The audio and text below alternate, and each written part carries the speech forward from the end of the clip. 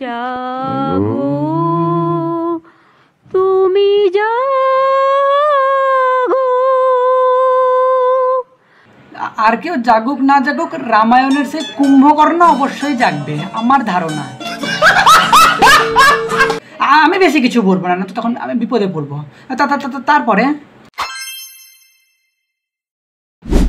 নমস্কার, আজকের ভিডিওতে আমরা এমনই দুজন গায়কদের এবং গায়িকার গান শুনতে চলেছি যে গান শোনার পর আশা করি তোমরা কোমায় চলে যাবে। না যেতেও পারো, সেটা তোমাদের ব্যক্তিগত ব্যাপার। তো চলো বেশি দেরি না করে সেই গায়কদের আমরা একটু গান শুনে নিই দুটো। তবে ভিডিও শুরু করার আগে, ভিডিওটা শুধুমাত্র মজার উদ্দেশ্যে বানানো হয়েছে, কোনো রকম কোনো জাতি, বস্তু, ধর্ম, ব্যক্তি, লিঙ্গ এই সমস্ত কোনো কিছুকে আঘাত করা হয়নি। ভিডিওটা শুধুমাত্র এন্টারটেনমেন্ট পারপাসের জন্য বানানো হয়েছে, তাই মজা ভাবে নেবে। শুরু করা যাক।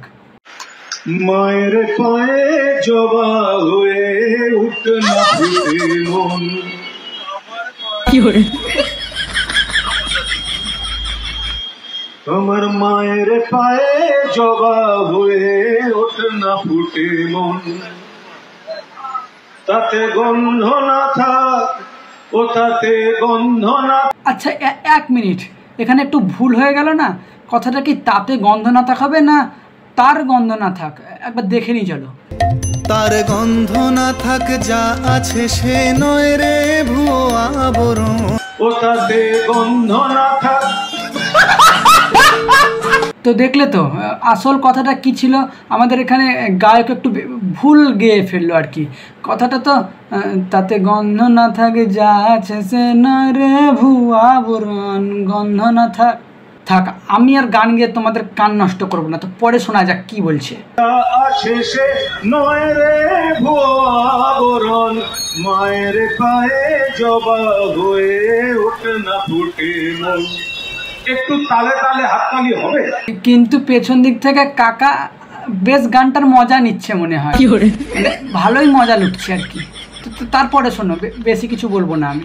মায়ের পায়ে জবা হয়ে ওঠে না ফুটে, কিন্তু তারপরে লিরিক্সে যাও, আমার মায়ের তখন থেকে তো একই লিরিক্স শুনছেন। হয়ে ওঠে না ফুটে মন, তাতে গন্ধ না থাক যা আছে সে নয় রে ভুয়া আবরণ, গন্ধ না থাক তাতে গন্ধ না থাক যা আছে সে নয় রে ভুয়া আবরণ, মায়ের পায়ে জবা হয়ে ওঠে না ফুটে মন।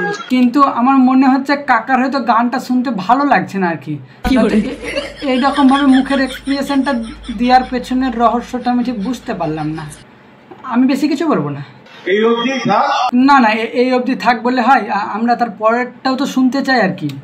দুপুরবেলা নন্দীগ্রামে প্রচুর গলা ফাটিয়েছি, এর থেকে বেশি আর বেরোবে না। না না না, হবে হবে, একটু একটু চেষ্টা করে দেখো, হবে হবে, ঠিক হবে। জানি জুই বাবা কত গন্ধ যে ছড়ায়, জানি জুই মালতী কত গন্ধ যে ছড়ায়, তবু ঘরের থেকে পরের কাছে নিজের পিলায়। क्या बात है सर, क्या बात है सर, क्या बात, ये बात है। তো এই ছিল আমাদের মাননীয় শ্রদ্ধেয় তার গান। আমি নাম নিলাম না, এবং এর গান যেন কোন অ্যাপ্লিকেশানে কোন ওয়েবসাইটে দেখা যেত, তার জন্য মনে হয় ওয়েবসাইট না অ্যাপ্লিকেশান ওটা বন্ধই হয়ে গেছে, শুনতে চায় না মানুষ। তো হ্যাঁ, এরপর আমরা যে গানটা শুনতে চলেছি, আমাদের সামনে মহালয়াও আসছে এবং বিখ্যাত গায়িকা যার গান স্বয়ং গীতশ্রীদিও শুনতে চেয়েছিল তার গান আমরা এবার শুনবো। আমি বেশি কিছু বলবো না, জাস্ট তোমরাও শোনো, আমিও শুনছি। এবং একজন বিখ্যাত গায়িকা মহালয়ার আগমনী রূপের গান আমরা এবার শুনতে চলেছি। দয়া করে সকলে একটু করজোরে হাত জোর করে বসবেন। শুরু হচ্ছে আমাদের আজকের গান, মহামায়ার আগমনী। শুরু করা যাক। জাগো তুমি জাগো।